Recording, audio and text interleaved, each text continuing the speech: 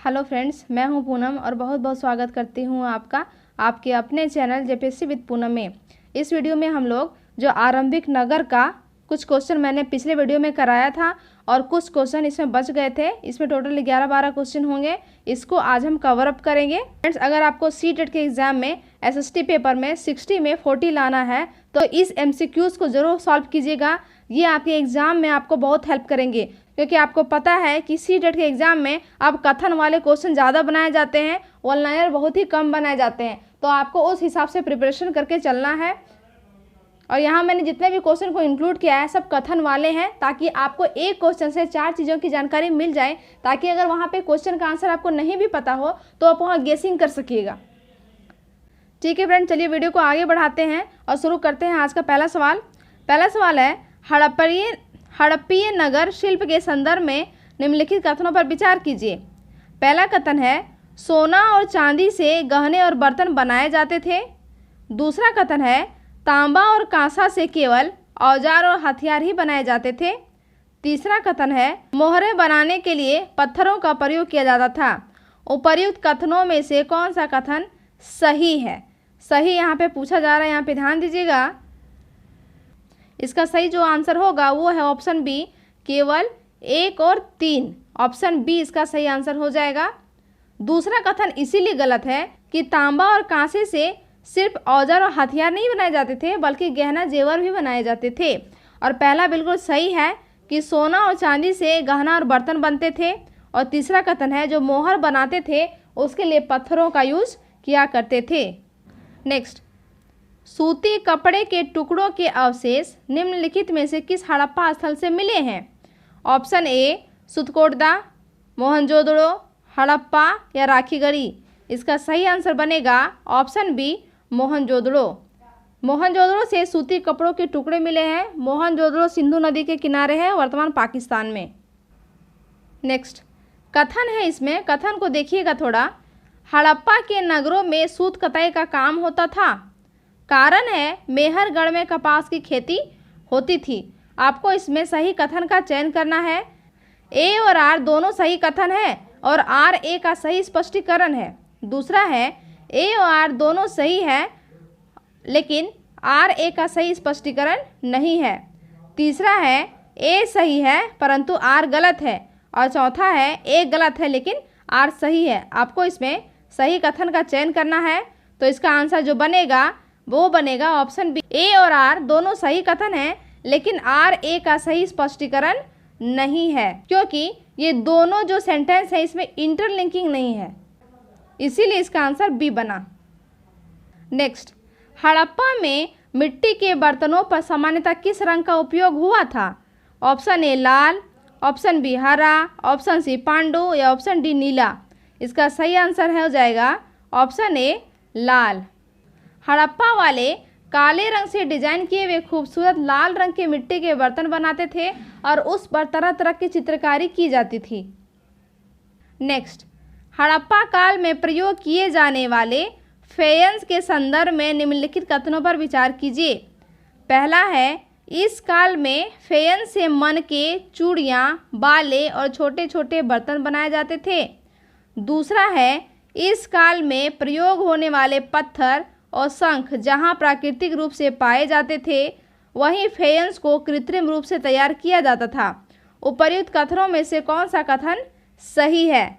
इसमें सही कथन का चयन करना है। तो इसका आंसर हो जाएगा ऑप्शन सी, 1 और 2 दोनों कथन बिल्कुल सही है। हड़प्पा के काल में फेयंस से मन के चूड़ियाँ और बाले और छोटे बर्तन बनाए जाते थे, और पत्थर और शंख जहाँ पे प्राकृतिक रूप से पाए जाते थे, वहीं फेयंस जो है कृत्रिम रूप से बनाया जाता था। नेक्स्ट, हड़प्पा काल के गांवों के संदर्भ में निम्नलिखित कथनों में कौन सा कथन सही नहीं है? ए है, कृषक और चरवाहे गांवों में रहते थे। दूसरा है, हड़प्पा के लोग गेहूं, जौ, दालें, मटर, धान, तिल और सरसों उगाते थे। ऑप्शन सी है, खेतों की जुताई के लिए हल का प्रयोग इस समय की नई बात थी। ऑप्शन डी है, सभी हड़प्पा नगरों में सिंचाई के लिए पर्याप्त जल वर्षा से प्राप्त हो जाता था। तो इसका सही आंसर जो बनेगा ये है ऑप्शन डी, हड़प्पा नगरों में सिंचाई के लिए पर्याप्त जल वर्षा से प्राप्त हो जाता था। यही कथन गलत है, क्योंकि हड़प्पा सभ्यता में सिंचाई के लिए पर्याप्त जल वर्षा से प्राप्त नहीं होता था, क्योंकि इस वाले क्षेत्र में बहुत ही कम वर्षा हुआ करती थी और यहाँ के लोग जो हैं सिंचाई करने के लिए पानी का संचय किया करते होंगे और उससे सिंचाई करते होंगे और अपने फसल को उपजाया करते होंगे। नेक्स्ट, हड़प्पा सभ्यता का एक महत्वपूर्ण नगर धौलावीरा जिस राज्य में स्थित है वह निम्नलिखित में से कौन सा है? ए गुजरात, बी हरियाणा, सी पंजाब या डी राजस्थान। इसका सही आंसर बनेगा ऑप्शन ए गुजरात। धौलावीरा गुजरात में है और यहाँ पे साफ पानी मिलता था गुजरात में, मतलब धौलावीरा में, और ज़मीन भी यहाँ की उपजाऊ थी। नेक्स्ट, हड़प्पा कालीन नगर 2 भागों में बटा हुआ था, परंतु इनमें से एक नगर 3 भाग में बटा हुआ था। निम्नलिखित में से कौन सा वो नगर था? आपको उस नगर का नाम बताना है। हड़प्पा, मोहनजोदड़ो, धौलावीरा या राखीगढ़ी। इसका सही आंसर बनेगा ऑप्शन सी धौलावीरा। धौलावीरा जो है भारतीय उपमहाद्वीप का चौथा सबसे बड़ा और भारत का सबसे बड़ा हड़प्पा कालीन नगर है और धौलावीरा नगर जो है 3 भागों में बटा हुआ था। नेक्स्ट, हड़प्पा का लोथल नगर किस राज्य में स्थित है? हरियाणा, पंजाब, राजस्थान या गुजरात। इसका सही आंसर बनेगा ऑप्शन डी गुजरात। हड़प्पा का जो लोथल नगर है ये गुजरात में है और लोथल ऐसे स्थान पे बसा हुआ था जहाँ कीमती पत्थर जैसे कच्चे माल आसानी से मिल जाते थे। लोथल आपको पता है कि ये बंदरगाह भी हुआ करता था। नेक्स्ट, लोथल नगर के संदर्भ में कौन सा कथन सही नहीं है? यह गुजरात में माही नदी के किनारे बसा था, यहाँ एक बंदरगाह भी था, इस नगर में एक भंडार गृह भी था, यहाँ से एक इमारत मिली है जहाँ मनके बनाने का काम होता था। तो कौन सा कथन सही नहीं है? तो इसका आंसर हो जाएगा ऑप्शन ए, ये गुजरात में माही नदी के किनारे बसा हुआ था। यही कथन सही नहीं है। ये लोथल जो है ये भोगवा नदी के किनारे बसा हुआ है, ना कि माही नदी के किनारे। बाकी सब सही है। लोथल जो है एक बंदरगाह भी था, यहाँ इस नगर में एक भंडार गृह भी था और यहाँ से एक इमारत मिली है जहाँ पे मनके बनाने का काम होता था। नेक्स्ट, हड़प्पा कालीन मोहर मुद्रा और मोहरबंदी के संबंध में निम्नलिखित कथनों पर विचार कीजिए। पहला है, मोहर का प्रयोग सामान से भरे उन डिब्बों या थैलों को चिन्हित करने के लिए किया जाता था जो एक जगह से दूसरी जगह पर भेजे जाते थे। दूसरा है, शासक वर्ग द्वारा प्रचलित मोहर को बंद करना मोहरबंदी कहलाता था। उपर्युक्त कथनों में से कौन सा कथन सही है?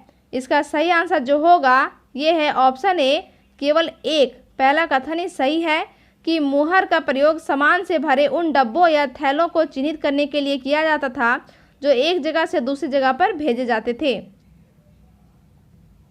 हड़प्पा सभ्यता के अंत के विषय में विभिन्न वैज्ञानिकों के विभिन्न तर्क हैं। इन तर्कों में निम्नलिखित में से कौन सा कथन सम्मिलित है?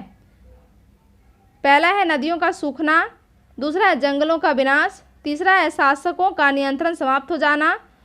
आपको कूट में से सही उत्तर को चुनना है, तो इसका सही आंसर हो जाएगा ऑप्शन डी 1, 2, 3 तीनों कथन सही है। क्योंकि अलग अलग विद्वानों का अलग अलग मत है कि हड़प्पा सभ्यता का जो पतन है, कोई कहता है कि ये नदियों के सूखने की वजह से हुआ, कोई कहता है कि जंगलों का विनाश होने से हुआ और कोई कहता है कि शासकों का नियंत्रण समाप्त हो जाने के बाद हुआ। लगभग 3900 साल पहले हड़प्पा सभ्यता में एक बहुत बड़ा बदलाव देखने को मिला। अचानक से लोगों ने नगरों को छोड़ दिया, वहाँ पे रहना छोड़ दिया। लेखन, मोहर और बाटों का प्रयोग बंद हो गया।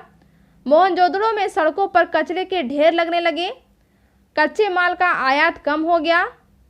जल निकास प्रणाली नष्ट हो गई और लोग झुग्गी नुमा झोपड़े बनाकर रहने लगे। ये इसके पतन का काल था और अलग अलग विद्वानों ने इसके पतन के लिए अलग अलग कारणों को जिम्मेदार माना है। फ्रेंड्स, ये इस चैप्टर का अंतिम वीडियो था। उम्मीद करती हूँ कि आपको वीडियो पसंद आया होगा और आपको बेहतर तरीके से चीज़ों को सीखने को मिला होगा। मिलेंगे फिर अगले वीडियो में, तब तक के लिए बाय बाय।